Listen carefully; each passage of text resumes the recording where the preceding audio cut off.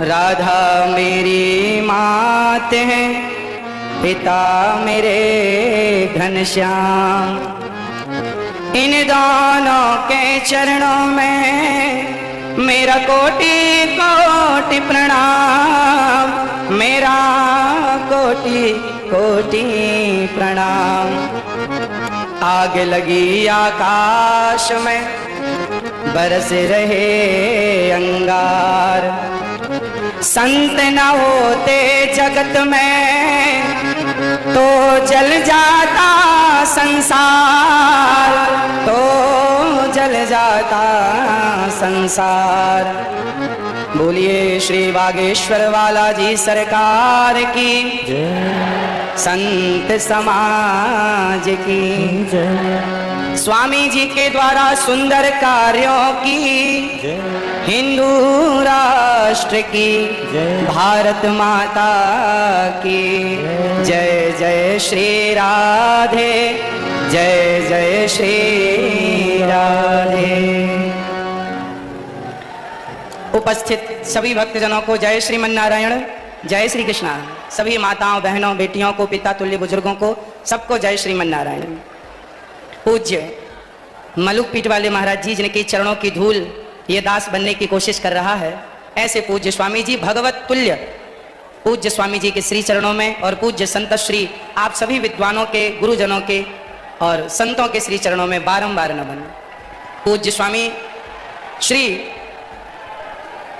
धीरेन्द्र कृष्ण शास्त्री जी महाराज जी के श्री चरणों में आपके दर्शन से ही पूज्य बालाजी सरकार का दर्शन अनुभव हो रहा है। आपके चरणों की धूल ये दास अनिरुद्ध अपने माथे पर सजाता हुआ अपने आप को कृतार्थ समझ रहा है। आपने इस दास को यहाँ बुलाकर, जैसे सुदामा को भगवान श्री कृष्ण ने गले से लगाकर सुदामा का मान बढ़ा दिया, ऐसे स्वामी जी ने दास को याद करके दास का मान बढ़ा दिया। आपके चरणों में बारंबार नमन, बारंबार नमन।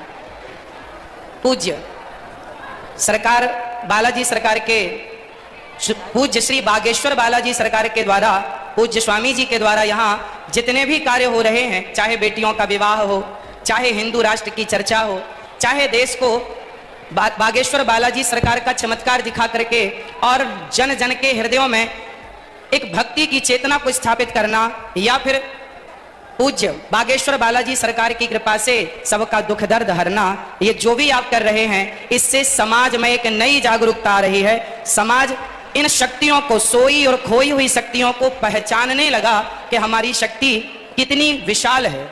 और सनातन की संस्कृति की जो हमारी शक्तियां हैं, हनुमान जी जब लंका गए तो हनुमान जी से पूछा राम जी ने कि आप लंका चले गए? तो हनुमान जी ने कहा, प्रभु मुद्रिका मेल मुख माही। हे प्रभु, ये मेरा कोई बल नहीं है, आपके नाम की जो मुद्रिका मेरे मुख में थी तो जलद ही लांग गए अचरज नहीं। यदि भगवत कृपा से हनुमान जी छलांग लगा के सेतु को, समुद्र को पार कर सकते हैं, तो उन्हीं हनुमान जी की कृपा से पूज्य स्वामी जी यदि समाज को जोड़ रहे हैं, हिंदू राष्ट्र का सपना देख रहे हैं, तो ये भगवत कृपा ही है और ये संभव है। आप देखिए हिंदू क्या है, हिंदू किसे कहते हैं? आज विदेशी आते हैं, आकर हिंदू बन जाते हैं और राम नाम की जपते माला भक्ति में रम जाते हैं। धरा ये जिस पर घूम रही, हम उसी केंद्र के बिंदु हैं। गर्व से कहो हम हिंदू हैं, हम हिंदू हैं, हम हिंदू। सनातन धर्म क्या है? सनातन संस्कृति किसे कहते हैं? आज समझने की बात है। जब हमसे कोई पूछता है कि आप कितने भाई हैं, तो हम कहते हैं हम 2 भाई हैं, हम 3 भाई हैं, हम 4 भाई हैं, हम 5 भाई, या हम सिंगल हैं। हम ऐसा परिचय देते हैं। यदि आप कितने लोग चाहते हैं कि हिंदू राष्ट्र बनना जरूरी है, चाहते हैं, तो आज से अपना परिचय बदलिए। और कोई आपसे पूछे आप कितने भाई हैं, तो ये मत कहो कि हम 1 2 3 4 5 भाई हैं, ये कहो हम टोटल 4 भाई हैं। और 4 कौन कौन? ब्राह्मण, क्षत्रिय, वैश्य और शूद्र। हम चारों जब संगठित होंगे तब हिंदू राष्ट्र बन सकेगा। यदि हम संगठित नहीं हुए तो केवल सपने सपने ही रह जाएंगे। इसलिए आज से हम कितने भाई हैं? कौन कौन? ब्राह्मण, क्षत्रिय, वैश्य, शूद्र। ये चारों मिलकर जहां सुमति तहां संपत्ति नाना, जहां कुमति तहां विपत्ति निदाना। जहां संगठन होता है ना, वहीं विजय होती है। जहां एकता है वहां सब कुछ है। संसार की हर खुशी वहां है जहां एकता है। यदि हम बिखर गए, मुगलों ने, अंग्रेजों ने क्या किया, हम हिंदुओं को, हम सनातनियों को लड़ाया, आपस में लड़ाया। फूट डालो शासन करो किसका नारा था, तो आपस में लड़ाया उन्होंने, हम लड़ते चले गए और लड़ने का परिणाम ये हुआ कि हमारे देश के टुकड़े टुकड़े हो गए। केवल लड़ाई का परिणाम है ये। यदि हम संगठित रहते तो क्या मजाल किसी की कि हमारी तरफ कोई आंख उठाकर देख लेता।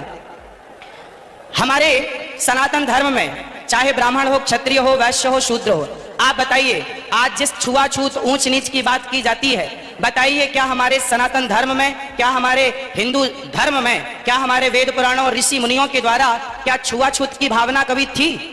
यदि छुआछूत होता तो भगवान राम निषाद राज जी को गले ना लगाते। यदि छुआछूत होता तो भगवान राम माता शबरी के बेर ना खाते।